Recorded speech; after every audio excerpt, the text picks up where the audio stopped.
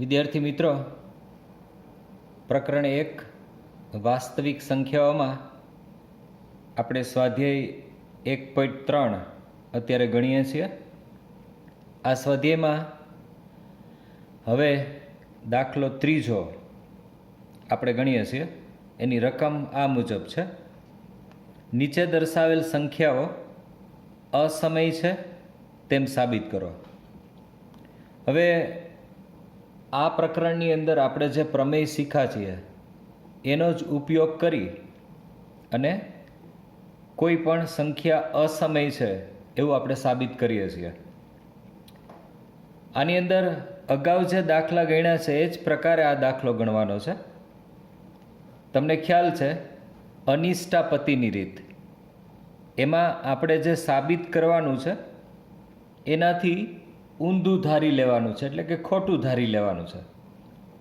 આમાં 1/√2 આને મારે અસમય સાબિત કરવી છે, પણ હું એવું ધારું છું કે 1/√2 સમય સંખ્યા છે.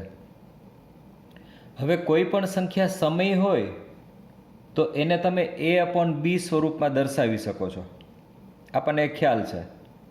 અને a અને b છે એ ઝેડના સભ્યો હોય અને છેદ છે એ કોઈ પણ શૂન્યેતર પૂર્ણાંક હોય. અને વધારામાં a અને b પરસ્પર અવિભાજ્ય પૂર્ણાંકો હોય. પરસ્પર અવિભાજ્ય એટલે એની અંદર એક પણ અવયવ સામાન્ય નથી, એક સિવાયના અવયવની વાત છે. હવે દર વખતની જેમ આટલું ધાર્યા પછી આપણે બંને બાજુએ વર્ગ લઈએ. વર્ગ લેશો એટલે અહીંથી વર્ગમૂળ નીકળી ગયું, એટલે 1/2. સામેની સાઈડ વર્ગ કરશો એટલે a²/b². હવે આમાં ક્રોસ ગુણાકાર આપણે લઈ લઈએ તો b² અહીંયા જતા રહેશે, બરાબર, અને 2 અહીંયા આની સાથે ગુણાશે, એટલે b² = 2a².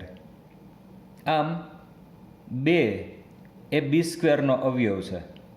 અહીંયા ગુણકમાં છે એટલા માટે 2 છે એ b² નો અવયવ છે, આવું કહી શકાય, કારણ કે બે સંખ્યાઓનો ગુણાકાર છે. જો આમાં a છે એ પૂર્ણાંક છે તો a² પણ પૂર્ણાંક જ થવાનો, કારણ કે પૂર્ણાંક સંખ્યાનો વર્ગ પણ પૂર્ણાંક જ હોય. એટલે બે પૂર્ણાંકોનો ગુણાકાર છે, પણ એમાં 2 છે એક અવયવ તરીકે છે, એટલે 2 છે એ b² નો અવયવ છે. પરંતુ 2 એ અવિભાજ્ય હોવાથી, 2 છે એ અવિભાજ્ય છે, એટલે અવિભાજ્ય હોવાથી આ 2 છે એ બીનો પણ અવયવ છે. 2 એ બીનો પણ અવયવ થાય. આવું કોણે કીધું? પ્રમેય ઉપરથી. જો તમને યાદ દેવડાવી દો પ્રમેય અગાઉ, અહીંયા આગળ પ્રમેય આ આપેલો છે. જુઓ સ્ટેટમેન્ટમાં, આગલા વિડીયોની અંદર પેજ નંબર 1 જોશો ને તો તમને એ પ્રમેયનું સ્ટેટમેન્ટ મળશે કે p એ a² નો અવયવ હોય અને p પાછો અવિભાજ્ય હોય તો p છે એ એનો પણ અવયવ હોય. મેં તમને ઉદાહરણ આપ્યું છે. 5 છે એ 15² એટલે કે 225 નો અવયવ છે. 5 અવિભાજ્ય છે તો 5 એ 15 નો પણ અવયવ હોય. તો એ ફોર્મ્યુલાનો આપણે અહીં ઉપયોગ કર્યો છે પ્રમેયનો, અને એના મુજબ આપણે અહીંયા કહી શક્યા કે 2 છે એ બીનો પણ અવયવ છે. જો 2 છે એ બીનો અવયવ હોય તો 2નો કોઈ પણ તમે ગુણક લેશો એના બરાબર b થાય. હું તમને એક ઉદાહરણ આપું છું. ધારો કે 3 છે, 3 એ 12 નો અવયવ છે, આપણને દેખીતા ખબર જ છે, બરાબર. તો 12 = 3 × 4 થાય ને. 3 ને તમે 4 વડે ગુણો, એક પૂર્ણાંક તમને એવો મળે કે જેથી એના અવયવ વડે તમે એને ગુણો તો એ મૂળ સંખ્યા આવી જાય. તો અહીંયા મેં એ જ કર્યું છે કે 2 છે એ બીનો અવયવ છે તો b = 2c, જ્યાં c કોઈ પણ એક પૂર્ણાંક છે. ફરીથી બે બાજુ સ્ક્વેર કરો, એની એ જ મેથડ. બે બાજુ સ્ક્વેર કરવાથી શું થયું? અહીંયા b² અને આનો વર્ગ કરો એટલે 4c². બી સ્ક્વેરની કિંમત સમીકરણ 1 ઉપરથી શું મળે? તો કે B square is equal to 2a². મેં અહીંયા મૂક્યા બી સ્ક્વેરની જગ્યાએ. અહીંયા કૌંસમાં લખ્યું જ છે 1 મુજબ. તો 2a² is equal two 4c². અને a² is equal two 2c². બે બાજુથી બે કેન્સલ કર્યા, બરાબર.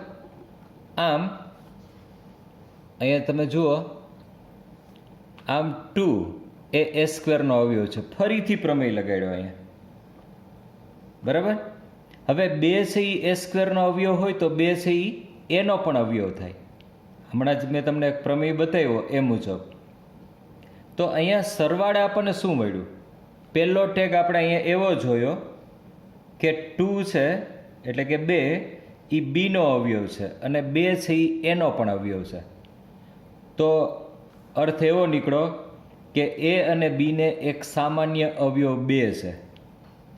આનો અર્થ એવો નીકળો કે એ અને બી પરસ્પર અવિભાજ્ય નથી.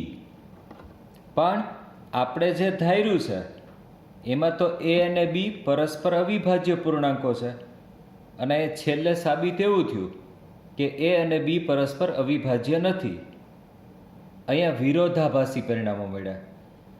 જ્યારે પણ સાબિતીમાં વિરોધાભાસી પરિણામો મળે ત્યારે એ વસ્તુ ખાસ સમજવાની કે કોઈ પણ ધારણાઓ છે, તમે જો પહેલેથી કોઈ ખોટી ધારણાથી ચાલ્યા હો તો તમને સામાન્ય રીતે પરિણામ છે એ કોન્ટ્રાડિક્શન મળી શકે, એટલે કે વિરોધાભાસી પરિણામ મળી શકે.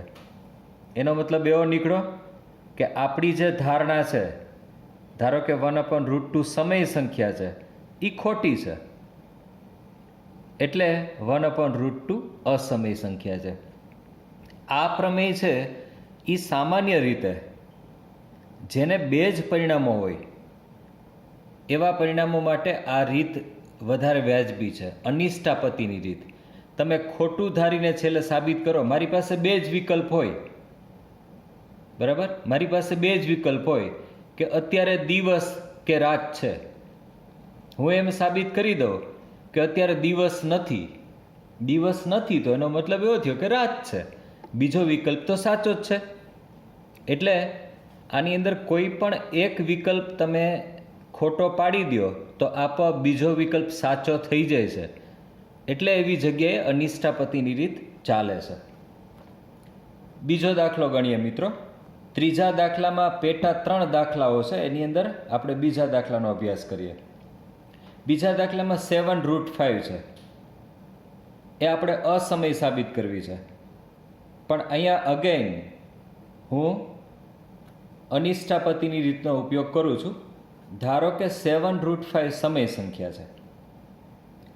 7√5 સમય સંખ્યા હોય તો a/b સ્વરૂપે એને નેચરલી લખી શકાય, જ્યાં a અને b પરસ્પર અવિભાજ્ય પૂર્ણાંકો છે, where b is not equal to 0. બરાબર. આ પ્રમેય છે ને કે આ દાખલો એ ખરેખર સહેલો દાખલો છે. આમાં એક જ સ્ટેટમેન્ટની અંદર વિરોધાભાસી પરિણામ મળી જશે. જુઓ, હવે આ જે બતાવ્યું અહીંયા કે આને મેં સમય ધારી એટલે a/b સ્વરૂપમાં નેચરલી એને લખી શકાય. તો આપણે લખ્યા તો √5 7ને આના છેદમાં જવા દો તો a/7b. a/7b. હવે ખાલી હું અહીંયા જમણી બાજુ તરફ નજર રાખું છું. જમણી બાજુમાં શું છે? એમાં અંશમાં a છે, છેદમાં 7 છે અને b છે. એમાં b શૂન્યતર અચળ છે, શૂન્ય સંખ્યા નથી એ, એટલે છેદ શૂન્ય થવાનો કોઈ સવાલ નથી. આ ત્રણેય સંખ્યાઓનો ભાગાકાર એટલે કે ગમે તે સંખ્યાઓ લ્યો તમે, અહીંયા કોઈ પણ સંખ્યા લ્યો a અને b પૂર્ણાંકમાં, તો આખું સ્ટ્રક્ચર છે એ ફરીથી સમય સંખ્યા બનશે. આ સમય સંખ્યા બનશે a/7b. કારણ કે a, b અને 7 એ ત્રણેય પૂર્ણાંક સંખ્યાઓ છે, એટલે એનો ભાગાકાર પણ પૂર્ણાંકો એવું નથી કહેતા, પણ સમય તો હશે જ ચોક્કસ. એટલે આ સમય છે, આ સમય છે ને વચ્ચે ઇઝ ઇક્વલ ટુની નિશાની છે, તો √5 પણ સમય થાય.